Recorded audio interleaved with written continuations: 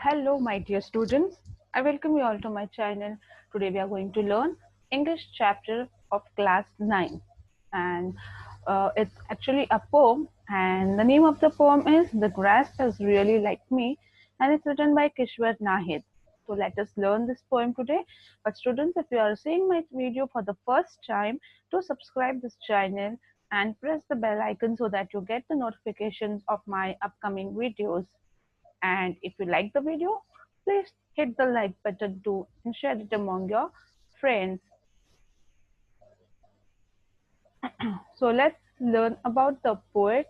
We have this poetess here who has written this poem, and her name is Kishwar Nahid.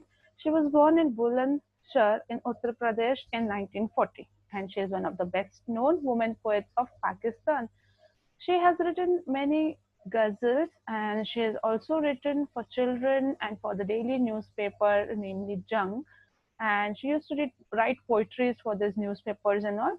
And the poetry which she has written has been translated into English and Spanish languages also. And her well-known poem is "We Sinful Women," and it was translated and edited by Ruxana Ahmed, and it was published in London by the Women's Press in 1991. So one such poem is what we are going to read today. That is "The Grass Is Really Like Me," and it was also originally written in Urdu by Kishwar Nahid, but it was translated into English by Ruxana Ahmed. So this is about the poetess here. Now let us know about the poem in brief. So the poem here, it is addressing the challenges faced by women. As you see, the title itself suggests the grass is really like me. Me here is the poet is trying to compare her life with the grass, and here we see the challenges which are faced by the woman, and the poet is somehow finding the similarity between her life and the life of a grass, and how she is comparing it, how she is bringing the similarity out of it. Let's learn this in the poem stanza wise. Okay. So in the first stanza, the poetess has written like this: "The grass is also like me. It has to unfurl underfoot to fulfill itself. But what does its wetness manifest? A scorching sense of shame or the heat of emotion?" Here the poetess is saying that the grass is also like me. Here me is used for resembling the whole woman folk, especially the whole woman folk. So she's using the word me, and she's like comparing the grass is like me, like the whole woman folk.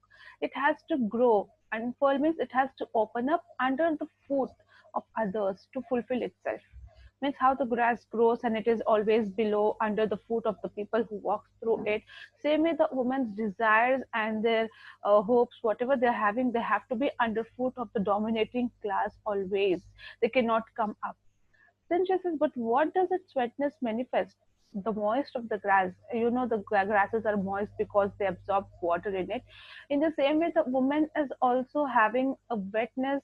Is it a scorching sense of shame? Is it because of the tears or the scorching pain which she is having, which in spite of working so hard and trying to open up, she is not able to do that. She is being suppressed, or it is the heat of emotion, or because she's angry but she's not able to retaliate her anger or speak up, that makes her wet, like moist.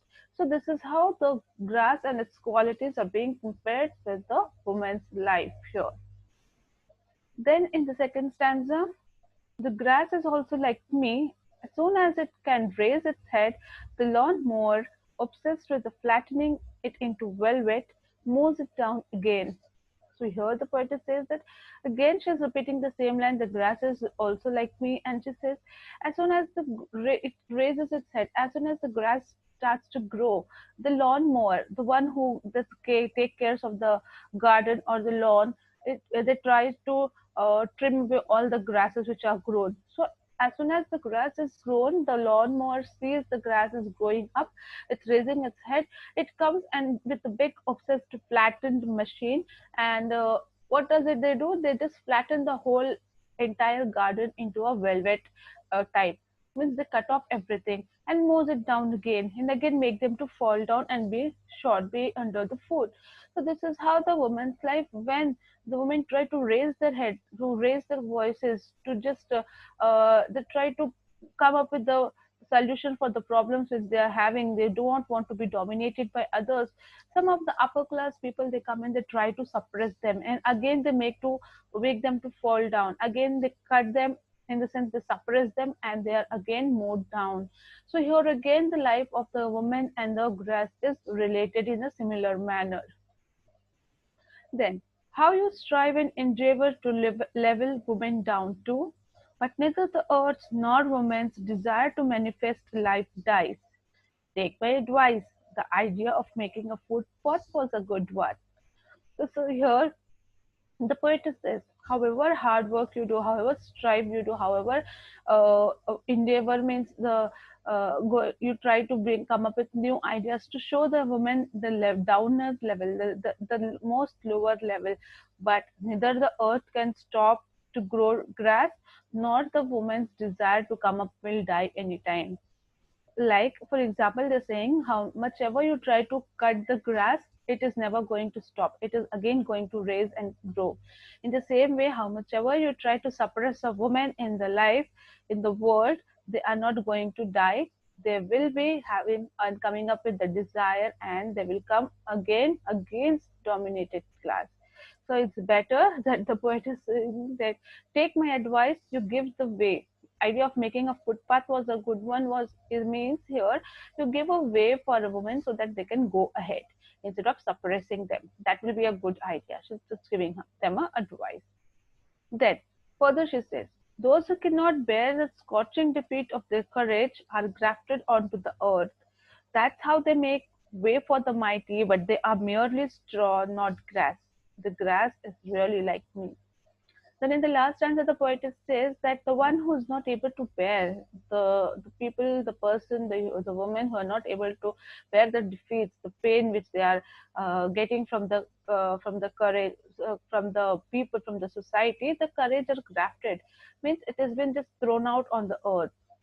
It has been just inserted in the inside the earth, and that is how the stronger ones, the dominated ones, get the mighty power, and they go more above, they become more dominated here, because you are just giving up and you are just falling under in the ground. This is giving away to the mighty people, and they become more stronger, but they are merely straw, not grass. So these kind of people who are not able to bear the defeats and all, they just become a straw. Like straw is a dried grass which you can see here, and it is just useless, no use of it is used for nothing except for the cows to feed, or some packages, to do some packages and all. So it's just a waste, it's just a straw, and it's not a grass. Then again in the last she says, the grass is really like me. Like the entire life, the entire things which is going on with the life of the grass is in the same way the woman is also facing it. They are not able to come up because of these dominating classes which are always behind them and keep on suppressing them. But the women will also not give up, and they will keep on raising their voices.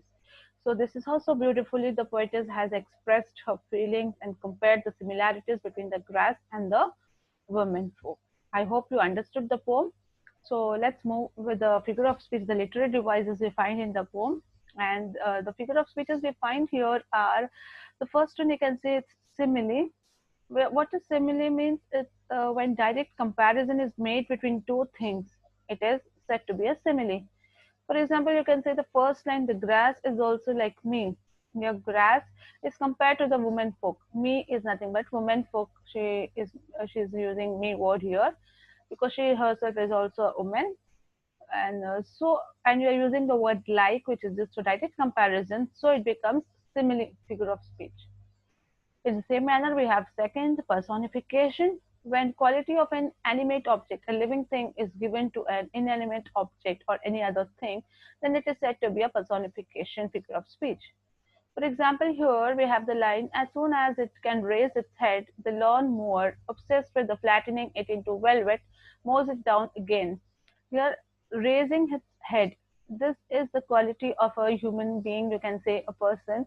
But here we are giving this quality in the grass. We are seeing this quality in this grass that it raises heads. That means it is growing. So here this makes it personification because personified, a human quality is given here.